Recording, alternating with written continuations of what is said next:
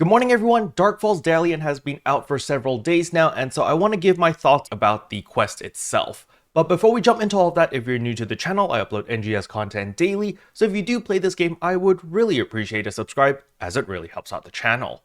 Anyway, without further ado, let's begin the video.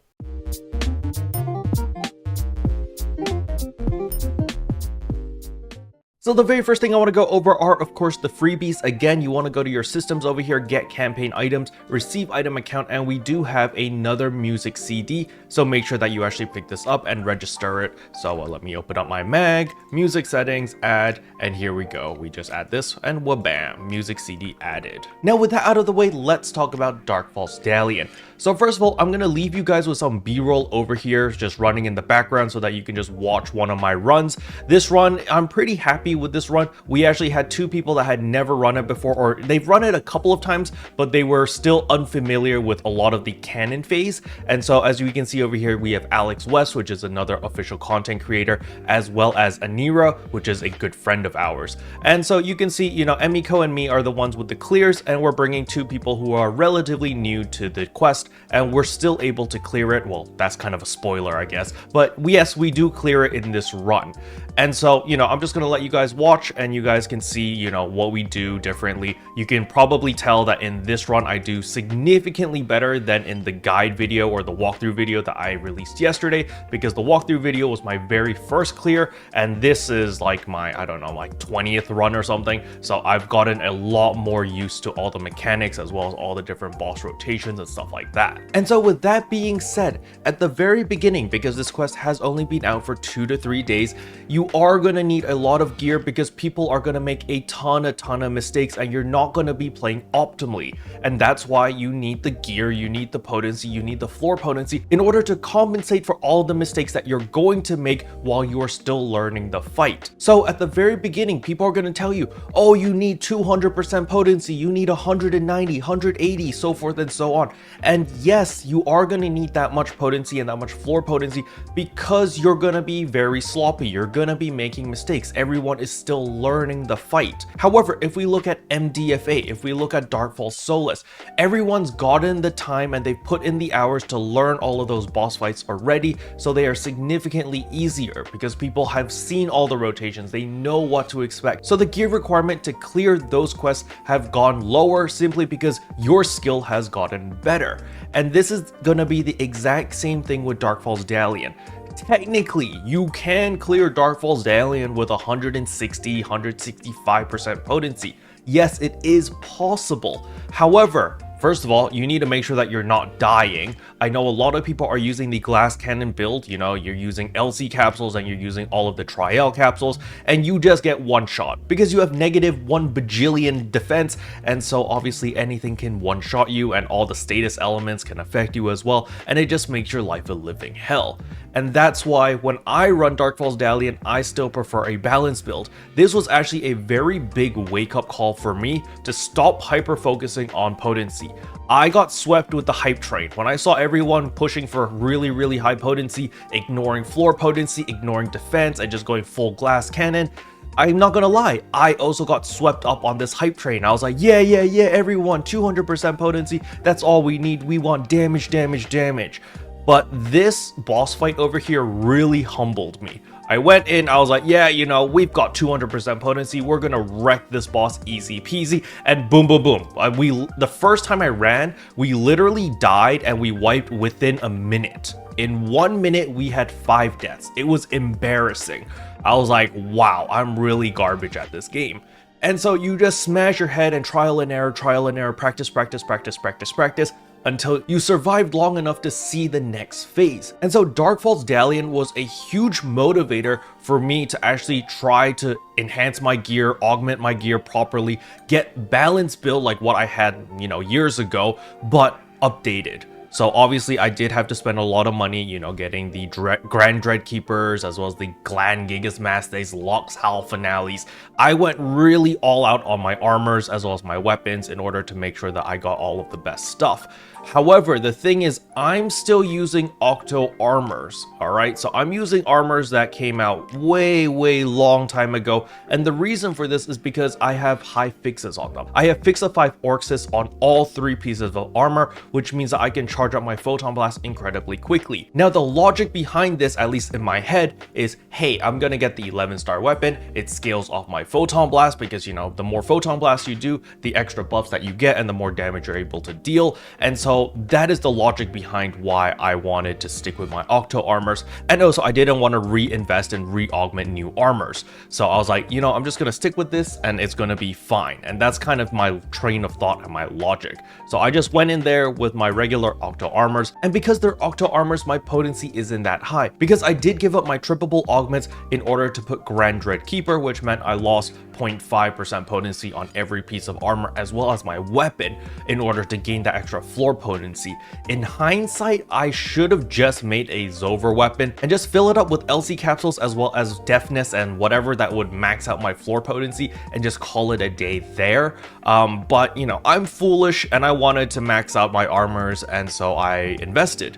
Obviously it is not a very good investment because, you know, Octo armors are probably going to be outdated in the next armor whenever that comes out. So, you know, it kind of sucks for me. But nevertheless, at the very least, for now, I can enjoy the benefit of having those high fixes, you know, fix of 5 Orcsys on all 3 armors. So I get my Photon Blast really quickly and I can PB all day, every day. But back to the main topic of Falz Dalion. Personally, I think this is a good quest. It's a really nice wake-up call for a lot of players who think they are min-maxed already, and they're like, oh yeah, you know, I'm good, I can do all the content in the game, I don't need to augment, I don't need to max out anything, and suddenly Falz Dalion comes and totally destroys your ass, and you're just like, wow, I'm garbage at the game, I want to get good now. And it's a huge motivator for a lot of endgame players, or a lot of players that can clear Falz Dalion or are trying to clear it. It's a very big motivator. However, I understand that Falz Dalion isn't designed for maybe 90% of the player base. This piece of content is definitely just for the people who play a lot, or the content creators who need stuff like this in order to create content for the people. And so, you know, I understand that the majority of players are just kind of like, it's Falz Dalion, yeah, it's difficult stuff, but I don't care, you know, I'm just not gonna do it. And so I am pretty happy that they did add the 11-star weapons into Lucille Exploration. Sure, it's a very low drop rate, however, several of my viewers have been able to get this. And so once you get one of those drops, it's like, bam, congratulations, you just got 100 million minimum, right? And if you get like a high value item like a gunblade or a katana, it's like, that's even more money, 150 million, 200 million, 300 million, depending on what chip you're playing on. It's really nice money. And so it motivates people to farm Lucille Exploration, it motivates people to just play the game because there's money to be made. And on top of that, we have the hairstyle scratch over here that everyone gets a free pull. And so the prices of a lot of hairstyles are going down. As you can see in the B-roll, I did change my outfit as well. This is just me testing things. I do want to try like some casual looks as well. And you know, there was just a lot of really cheap hairstyles on the market. You know, normally hairstyles were going for 10 million, 8 million, 6 million, and now they're going for like 1 to 2 million. I'm like, wow, you know, I can afford this. This is a reasonable price.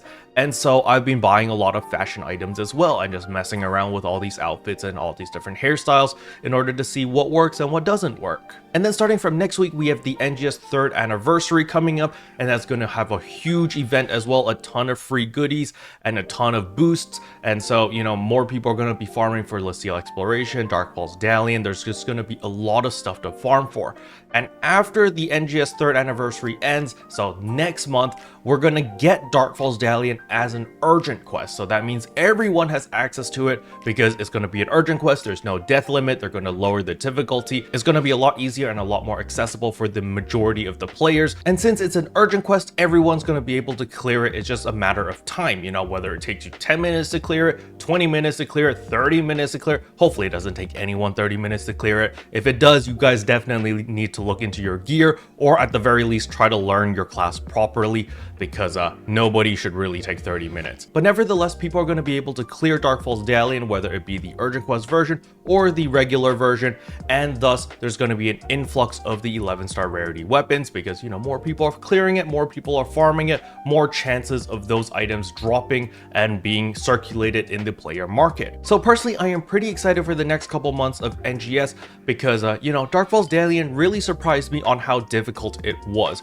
It is a challenging boss fight. However, just like all the other boss fights in NGS as well as in the base game, it's all about practice, practice, practice. You put in the time, you learn the fights, you learn all the different mechanics, and then you find shortcuts. You find ways to speed up this rotation, you find ways to skip certain phases. And that's kind of how I play NGS or just any MMO in general. I remember back in my Blade and Soul days, you know, you literally went into a raid, you just smashed your head against the wall over and over and over until it just clicked. And people are like, oh, I finally get it. We know how to clear this phase now. You clear the phase, oh, you hit another phase, it's another wall, and you smash your head against that until you break that wall down. And you just keep progressing until at the end you clear it.